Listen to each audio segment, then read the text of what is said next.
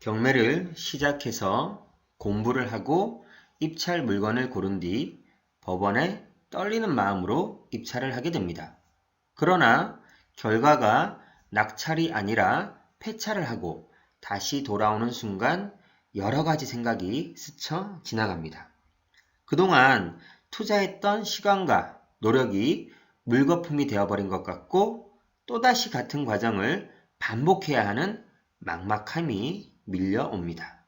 그 뒤로도 계속되는 폐찰은 자신감 하락과 함께 욕심과 조바심이 자신을 유혹합니다. 그러면서 목표가 수익 실현이 아닌 오로지 낙찰로 자신도 모르게 바뀌어 버립니다.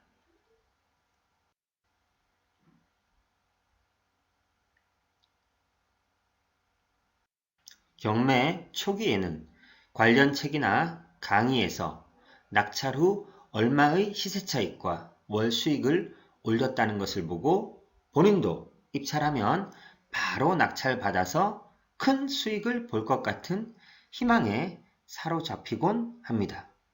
하지만 막상 입찰을 하고 결과를 보면 폐찰을 하는 경우도 많이 있습니다.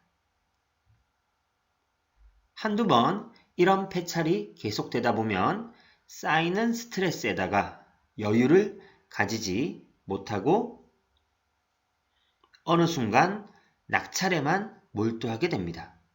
이러면 반드시 경매에서 리스크가 발생하기 마련입니다.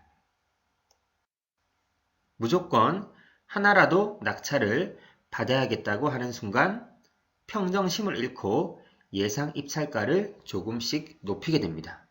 그래서 시세와 비슷하거나 오히려 더 높게 낙찰을 받는 경우가 생깁니다. 또한 유찰이 한 번도 되지 않았거나 한 번 되었다 하더라도 아직 가격적인 메리트가 없음에도 불구하고 혼자 입찰하여 낙찰되는 경우도 발생합니다.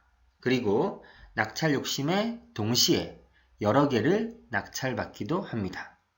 이런 고가 낙찰, 단독 낙찰, 동시 낙찰은 폐찰의 조바심으로 인한 결과이며 리스크를 안고 있기 때문에 분명 조심해야 합니다.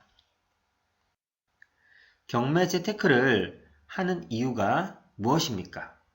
싸게 사서 비싸게 파는 것입니다. 싸게 낙찰받아서 수익률을 높이는 것입니다. 절대 낙찰받는 것이 중요한 것이 아닙니다.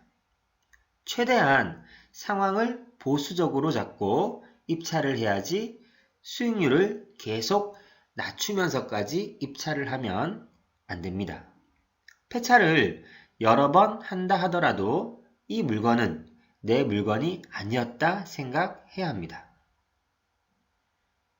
내 기준에 저 가격에 낙찰받으면 내가 원하는 수익을 못 낸다고 생각하면 편합니다. 경매뿐만 아니라 투자의 세계에서는 감정이 이성을 지배하는 일이 많이 있습니다. 그래서 폐찰의 감정으로 수익률의 이성을 누르고 낙찰받는 일이 없도록 해야 합니다. 다들 아시겠지만 낙찰이 중요한 것이 아니라 수익을 내는 것이 중요합니다.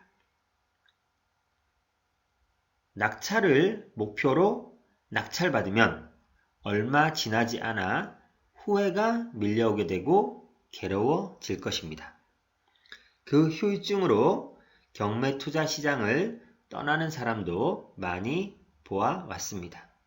여러분은 이런 사람들이 되면 안 되겠죠?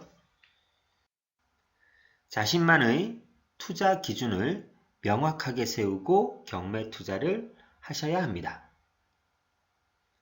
감정보다는 철저히 이성으로 접근해서 수익률에 집중하셔야 합니다. 나중에 낙찰 횟수가 늘어날수록 수익률이 늘어날수록 본인을 더 잘 컨트롤 하셔야 합니다. 여러분이 정해놓은 수익률을 기준으로 정해놓은 입찰가 범위를 넘기지 않도록 주의하시기 바랍니다. 폐찰로 너무 힘들어 하실 필요 없습니다. 겨울이 오면 봄이 멀지 않았으니까요.